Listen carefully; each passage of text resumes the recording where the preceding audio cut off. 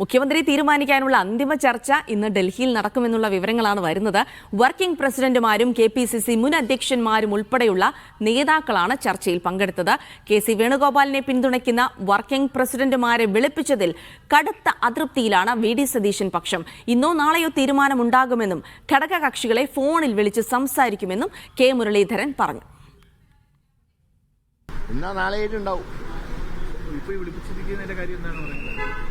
ഈ കാര്യങ്ങളൊക്കെ തന്നെ ഇല്ല, അവരൊക്കെ ഫോണിൽ സംസാരിക്കുന്നു. അങ്ങനെയാണ് എൻ്റെ അറിവ്. എന്തായാലും തീരുമാനം നാളെ ഉണ്ടാവും. അപ്പോൾ കൂടുതൽ വിവരങ്ങൾക്കായി പോകേണ്ടതുണ്ട്. സുനിൽ ഐസക്കും ഒപ്പം ടി ധനസുമോദും വിവരങ്ങൾ നൽകും. സുനിൽ, അപ്പോൾ ഏറ്റവും പ്രധാനം ആ ചർച്ചകളിലേക്ക്, അവസാനവട്ട ചർച്ചകളിലേക്ക് കടക്കുന്നു. അതിൽ തന്നെ എല്ലാവരുടെയും അഭിപ്രായം ആരായാൻ വേണ്ടിയിട്ടായിരിക്കണം. ഒരുപക്ഷെ മുതിർന്ന നേതാക്കളെയൊക്കെ ഡൽഹിക്ക് വിളിപ്പിച്ചിട്ടുണ്ട്. അപ്പോൾ ഒരു തരത്തിൽ പറയുകയാണെങ്കിൽ എല്ലാവരുടെയും അഭിപ്രായം തേടി ഒരു അന്തിമ തീരുമാനത്തിലേക്ക് എത്തി ഹൈക്കമാൻഡ് എന്ന രീതിയിൽ നമുക്കതിനെ പറയാൻ കഴിയും. അപ്പോൾ VD പക്ഷത്തിന് അതൃപ്തിയുണ്ട് എന്നുള്ള വിവരങ്ങൾ, KC വേണുഗോപാൽ പക്ഷത്തെ കൂടുതൽ നേതാക്കളെ വിളിച്ചതിൽ അതൃപ്തിയുണ്ട് തുടങ്ങിയ കാര്യങ്ങളൊക്കെ വരുന്നുണ്ട്. അപ്പോൾ സ്വാഭാവികമായിട്ടും ഇതൊക്കെ എന്തിന്റെ ഒരു സൂചനയായിട്ട് കാണണം സുനിൽ? ആരാവും നമ്മുടെ മുഖ്യമന്ത്രി?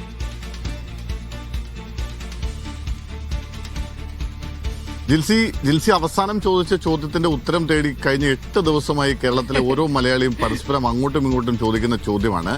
ഇതിനൊപ്പം അധികാരത്തിലേറ്റിട്ടുള്ള മുഴുവൻ സംസ്ഥാനങ്ങളിലും മുഖ്യമന്ത്രിമാരും മന്ത്രിസഭയും ഒക്കെ അധികാരത്തിലേറ്റു. അവരൊക്കെ പ്രവർത്തനങ്ങൾ തുടങ്ങിക്കഴിഞ്ഞു. പക്ഷേ ഇപ്പോഴും ഇവിടെ മുഖ്യമന്ത്രി ആര് എന്ന കാര്യത്തിൽ ഇങ്ങനെ നെട്ടോട്ടം ഓടുകയാണ്. ഡൽഹി ടു തിരുവനന്തപുരം, തിരുവനന്തപുരം ടു ഡൽഹി, അതിങ്ങനെ സർവീസ് നടന്നുകൊണ്ടേയിരിക്കുകയാണ്. അതിനപ്പുറത്തേക്ക് എന്ത് സംഭവിക്കുമെന്ന കാര്യത്തിൽ ഇപ്പോഴും അനിശ്ചിതത്വം ബാക്കിയാണ്. ഇനി ഒരു തരത്തിലുള്ള ചർച്ചയുമില്ല എന്ന് പറഞ്ഞാണ് കഴിഞ്ഞ ദിവസം 3 നേതാക്കളെയും ഹൈക്കമാൻഡ് തിരുവനന്തപുരത്തേക്ക് വണ്ടി കയറ്റി വിടുന്നത്. പക്ഷേ എന്നിട്ടും തീരാതെ പ്രശ്നങ്ങൾ ഇങ്ങനെ മുന്നോട്ട് പോയിക്കൊണ്ടിരിക്കുന്ന പശ്ചാത്തലത്തിലാണ് കൂടുതൽ പേരുടെ അഭിപ്രായം തേടാമെന്നൊരു തീരുമാനത്തിലേക്ക് ഹൈക്കമാൻഡ് എത്തുന്നത്. അതിൽ 2 കാര്യങ്ങളാണുള്ളത്. ഒന്ന്, ഒരു തീരുമാനമെടുക്കുന്നതിന് മുമ്പ് മുഴുവൻ നേതാക്കളുടെയും അഭിപ്രായം സ്വരൂപിക്കുക, അവരെ കൂടി ബോധ്യപ്പെടുത്തുക. ഇത് ഹൈക്കമാൻഡ് സ്വന്തമായി എടുത്ത ഒരു തീരുമാനമല്ല, മറിച്ച് കൂട്ടായി എടുത്ത ഒരു തീരുമാനമാണെന്ന് എല്ലാവരെയും ബോധ്യപ്പെടുത്തിക്കൊണ്ടുള്ള ഒരു തീരുമാനം ഉണ്ടാവുക എന്നതാണ് ഒന്നാമത്തെ കാര്യം. രണ്ടാമത്തെ കാര്യം, നിലവിൽ ഒരാൾ മുഖ്യമന്ത്രിയായി ഇവിടേക്ക് എത്തിയാൽ അതുണ്ടാക്കാൻ പോകുന്ന അനുരണനങ്ങൾ എന്തൊക്കെയാണ് എന്നത് സംബന്ധിച്ച് കുറെ കൂടി വ്യക്തത വരുത്തുക. ഈ 2 ആവശ്യങ്ങൾക്ക് വേണ്ടിയാണ് നിലവിലിപ്പോ മുൻ KPCC അധ്യക്ഷന്മാർ, പാർട്ടിയുടെ അച്ചടക്ക സമിതിയുടെ അധ്യക്ഷൻ, ഒപ്പം 3 വർക്കിംഗ് പ്രസിഡന്റുമാർ, ഇത്രയും ആളുകളെ ഡൽഹിക്ക് വിളിപ്പിച്ചിരിക്കുന്നത്. ഈ ഡൽഹിയിലേക്ക് മുല്ലപ്പള്ളി രാമചന്ദ്രൻ ഒഴികെ ബാക്കിയുള്ള ഏതാണ്ട് എല്ലാവരും ഇന്നലെ ഡൽഹിക്ക് കുറെ പേര് പോയി. ഇന്ന് രാവിലെ മറ്റു ചിലർ പോയി. PM സുധീരനൊക്കെ ഇന്ന് 11 മണിയോടുകൂടി പുറപ്പെടുമെന്ന് അറിയിച്ചിട്ടുണ്ട്. എന്തായാലും ഈ സംഘത്തിന്റെ കാര്യം നമുക്കൊന്ന് പരിശോധിച്ചാൽ ഈ പോകുന്ന ആളുകളിൽ പലർക്കും പല നിലപാടുള്ള ആളുകളാണ്. ഇപ്പോ നമ്മൾ പറഞ്ഞാൽ മുരളീധരനും VM സുധീരനും, ഈ 2 പേരും കൃത്യമായി VD സതീശനെ പിന്തുണയ്ക്കുന്ന ആളുകളാണ്. മറ്റൊന്ന് MM ഹസനാണ്. ഹസൻ പക്ഷേ ആരെ പിന്തുണയ്ക്കുമെന്ന കാര്യത്തിൽ ചില അവ്യക്തതകളുണ്ട്. പക്ഷെ 3 പക്ഷവും വിചാരിക്കുന്നത്, 3 ക്യാമ്പും വിചാരിക്കുന്നത് ഹസന്റെ പിന്തുണ തങ്ങൾക്കുണ്ടാകുമെന്നാണ്. കാരണം അന്ന് നിരീക്ഷകർ ഇവിടെ വന്ന് ചർച്ച നടത്തിയ സമയത്ത് ആരെയും പിന്തുണയ്ക്കുന്നില്ല എന്ന നിലപാട് സ്വീകരിച്ച ആളാണ് ഹസൻ.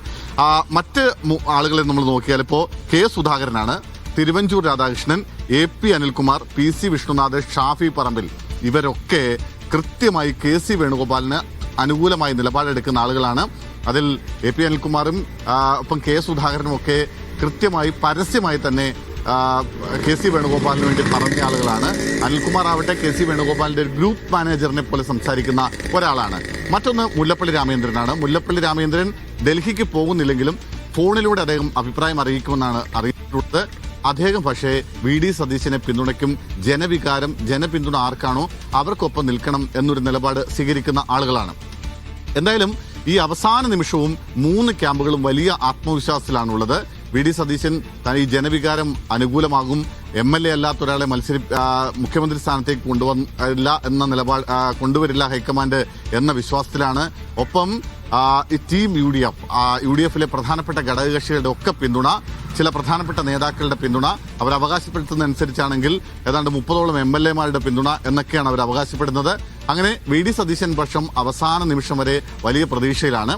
പക്ഷേ KC വേണുഗോപാൽ ആവട്ടെ മറ്റ് സ്ഥലങ്ങളിൽ വലിയ തോതിൽ എങ്ങനെയാണോ മറ്റ് സ്ഥലങ്ങളിൽ തീരുമാനമെടുത്തിരുന്നത്, അതായത് MLA-മാർക്ക് കൂടുതൽ ഭൂരിപക്ഷമുള്ള ആൾ ആരാണ്, അയാളെ മുഖ്യമന്ത്രിയാക്കുക എന്നൊരു നിലപാടാണ് സ്വീകരിച്ചു വന്നിരുന്നത്.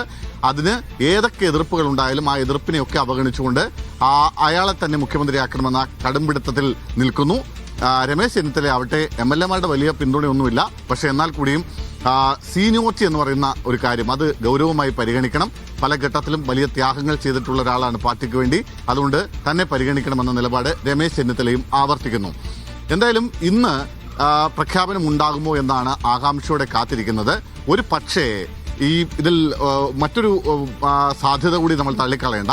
കാരണം ഇന്ന് മുഴുവൻ ആളുകളെയും കണ്ട് അവരുടെ അഭിപ്രായങ്ങൾ കൂടി ആരാഞ്ഞതിന് ശേഷം നാളെ ഒരുപക്ഷെ അല്ലെങ്കിൽ ഇന്ന് വൈകുന്നേരത്തോടുകൂടി ഒരുപക്ഷെ ഈ മുഖ്യമന്ത്രി മോഹവുമായി കാത്തിരിക്കുന്ന 3 നേതാക്കളെയും വീണ്ടും ഡൽഹിക്ക് വിളിപ്പിക്കാനുള്ള സാധ്യതയുണ്ട്. അങ്ങനെ ഒരു ഫോർമുല ഹൈക്കമാൻഡ് ഉണ്ടാക്കി ആ ഫോർമുല ഈ 3 പേർക്കും മുന്നിൽ അവതരിപ്പിച്ച് അവരെ കൂടി വിശ്വാസത്തിലെടുത്ത് അവരുടെ കൂടി വിശ്വാസം നേടിയതിനു ശേഷം മാത്രമായിരിക്കും ഒരുപക്ഷെ ഇത്തരത്തിലുള്ളൊരു പ്രഖ്യാപനത്തിലേക്ക് പോവുക എന്നാണ് കരുതുന്നത്. അതുകൊണ്ട് ഇന്ന് രാത്രിയോടുകൂടി പ്രഖ്യാപനം ഉണ്ടാകാനുള്ള സാധ്യത വിരളമാണെന്നാണ് പൊതുവെ കോൺഗ്രസ് നേതാക്കളുമായി ബന്ധപ്പെട്ട കേന്ദ്രങ്ങളിൽ നിന്ന് നമുക്ക് അറിയാൻ കഴിയുന്നത്.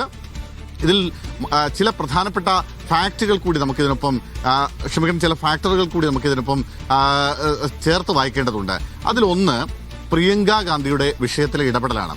അതായത് പ്രിയങ്ക ഗാന്ധി സതീശനെ മുഖ്യമന്ത്രിയാക്കണമെന്ന തരത്തിലുള്ളൊരു താല്പര്യം പ്രകടിപ്പിച്ചു എന്ന വിവരം ഡൽഹിയിൽ നിന്ന് വരുന്നുണ്ട്. അതിൽ പല കാരണങ്ങളുണ്ട്. അതിൽ പ്രധാനമായും ലീഗിന്റെ വലിയ സമ്മർദ്ദം ഉണ്ടാകുന്നു. കാരണം വയനാടിന്റെ MP കൂടിയാണ് പ്രിയങ്ക ഗാന്ധി.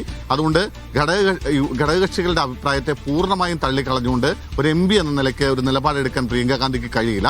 ലീഗ് വളരെ ശക്തമായി VD സതീശനെ മുഖ്യമന്ത്രിയാക്കണമെന്ന് ആവശ്യപ്പെട്ട് കഴിഞ്ഞിട്ടുണ്ട്. മാത്രമല്ല അവരവരുടെ നിലപാടിൽ നിന്ന് 1 ഇഞ്ച് പോലും പിന്നോട്ട് പോകുന്ന സാഹചര്യവുമില്ല. ഈ ഒരു പശ്ചാത്തലത്തിൽ പ്രിയങ്ക ഗാന്ധിക്ക് മേൽ വലിയ പ്രഷറുണ്ട്. രാഹുൽ ഗാന്ധിക്ക് പക്ഷേ KC വേണുഗോപാലിനെ മുഖ്യമന്ത്രിയാക്കാൻ താല്പര്യമുള്ള ഒരാളാണെന്നാണ് നമ്മൾ മനസ്സിലാക്കുന്നത്. ഈ 2 പേരും ഇന്നലെ സോണിയാഗാന്ധിയുമായി സംസാരിച്ചിരുന്നു. സോണിയയുടെ മനസ്സിൽ എന്ത് എന്നൊരു ചോദ്യമുണ്ട്.